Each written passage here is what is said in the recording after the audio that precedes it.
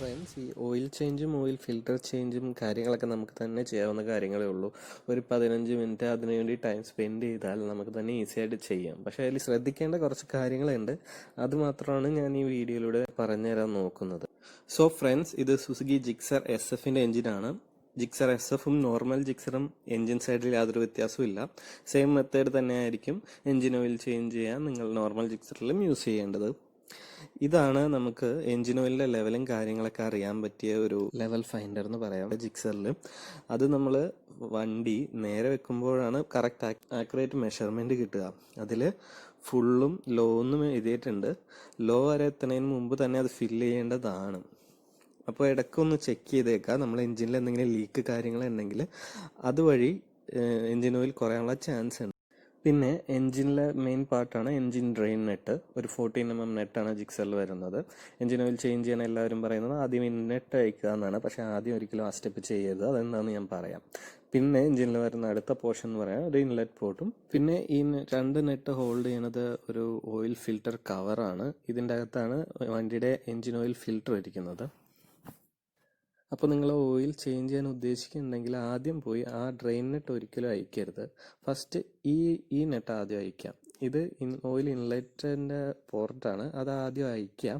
അത് അയച്ച് കഴിഞ്ഞിട്ട് നിങ്ങളത് അയക്കുക. കാരണം നമ്മൾ ആ ഫസ്റ്റ് പോയി ഡ്രെയിൻ നെറ്റ് അയച്ചു കഴിഞ്ഞാൽ പിന്നീട് മുകളിലത്തേത് തുറക്കാൻ പറ്റിയില്ല എന്നുണ്ടെങ്കിൽ ഊഹിക്കാലോ എന്താ പറ്റുകയെന്ന്. എഞ്ചിനിലോട്ട് ഓയിൽ ഒഴിക്കാനും പറ്റില്ല. അങ്ങനത്തെ ഒരു അവസ്ഥയാകും. പിന്നെ അത് അഴിക്കാൻ വേണ്ടി നമ്മൾ വർക്ക്ഷോപ്പിലൊക്കെ കൊണ്ടുപോയി ഇരട്ടി കാശ് ചിലവാക്കേണ്ടി വരും. അപ്പോൾ ഇത് എന്തായാലും മൈൻഡിലൊന്ന് വെച്ചേക്കുക. അപ്പോൾ ഇനി ചേഞ്ച് ചെയ്യണ ആ പ്രോസസ്സ് എങ്ങനെയാണെന്ന് നമുക്കൊന്ന് കണ്ടിട്ട് വരാം. ഫസ്റ്റ് തന്നെ നമ്മൾ ആദ്യം പറഞ്ഞ പോലെ ടോപ്പ് അഴിയുണ്ടോ എന്ന് ചെക്ക് ചെയ്തതിന് ശേഷം ഈ ഡ്രെയിൻ നെറ്റ് അഴിക്കുക. ഡ്രെയിൻ നെറ്റ് 14mm ഒരു നെറ്റാണ്. അത് റിംഗ് സ്പാനറോ എന്തെങ്കിലും വെച്ച് അഴിച്ചെടുക്കുക. അഴിച്ച് ഫുൾ ഓയിൽ ഡ്രെയിൻ ചെയ്യണ വരെ ടൈം കൊടുക്കുക. പിന്നെ ഡ്രെയിൻ നെറ്റിൽ തന്നെ ശ്രദ്ധിക്കാനുള്ള വേറെ കാര്യം എന്ന് പറഞ്ഞാൽ ഇതിലൊരു വാഷർ അറ്റാച്ച്ഡ് ആയിട്ട് നിങ്ങൾക്ക് കാണാൻ പറ്റും. ഒരു ബ്രൗൺ കളർ വാഷർ. അത് എപ്പോഴും റീപ്ലേസ് ചെയ്യാൻ ശ്രമിക്കുക. കാരണം അതിലെന്തെങ്കിലും ക്രാക്ക് എന്തെങ്കിലും ഉണ്ടെങ്കിൽ എഞ്ചിൻ ഓയിൽ ലീക്ക് വരാനുള്ള ചാൻസ് ഉണ്ട്. അതുകൊണ്ട് അത് എപ്പോഴും റീപ്ലേസ് ചെയ്യാൻ നോക്കുക. അടുത്തത് നമ്മുടെ ഓയിൽ ഫിൽറ്റർ റീപ്ലേസ് ചെയ്യുന്ന പ്രോസസ്സാണ്. അതിന് ജസ്റ്റ് അത് ഓയിൽ ക്യാപ്പ് അയക്കുമ്പോൾ തന്നെ ഫിൽറ്റർ വിസിബിൾ ആവും.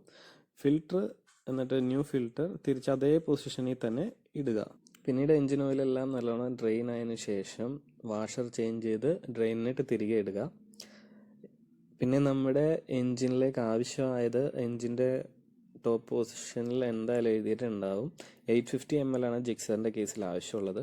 അപ്പോൾ മാക്സിമം അവൈലബിൾ ആയിട്ടുണ്ടാവുക ഒരു 1 ലിറ്റർ ബോട്ടിലായിരിക്കും. ആ 1 ലിറ്റർ ഉള്ളതിൽ നിന്ന് 250 ml മെഷറിംഗ് കപ്പ് ഉപയോഗിച്ച് മാറ്റിയിട്ട് ബാക്കി 850 ഒഴിക്കുന്നതായിരിക്കും നല്ലത്. നിങ്ങൾ ഈ ബാക്ക്ഗ്രൗണ്ടിൽ കാണുന്നത് ഷോറൂമോ സർവീസ് സെൻറ്ററോ ഒന്നും അല്ല. ഞങ്ങളുടെ അടുത്ത് തന്നെ ഒരു ഷോപ്പാണ്. അവർ ഓയിലിൻ്റെ ചാർജസ് മാത്രമേ വാങ്ങുന്നുള്ളൂ. ഓയിൽ ചേഞ്ച് ചെയ്ത് തരുന്നതിന് എക്സ്ട്രാ അഡീഷണൽ ചാർജസ് ഒന്നും തന്നെ വാങ്ങുന്നില്ല. അതുകൊണ്ടാണ് ഞാൻ ഇവിടെ നിന്ന് ചേഞ്ച് ചെയ്യുന്നത്. ഇതിൻ്റെ ലൊക്കേഷൻ ഞാൻ ഡിസ്ക്രിപ്ഷനിൽ ഇട്ടേക്കാം. ഇവിടെ അടുത്തുള്ളവർക്ക് ഹെൽപ്ഫുൾ ആയിരിക്കുമല്ലോ. അതുകൊണ്ട് ഓക്കെ. അപ്പോൾ ഇത്രയേ ഉള്ളൂ ഈ വീഡിയോ. ബൈ.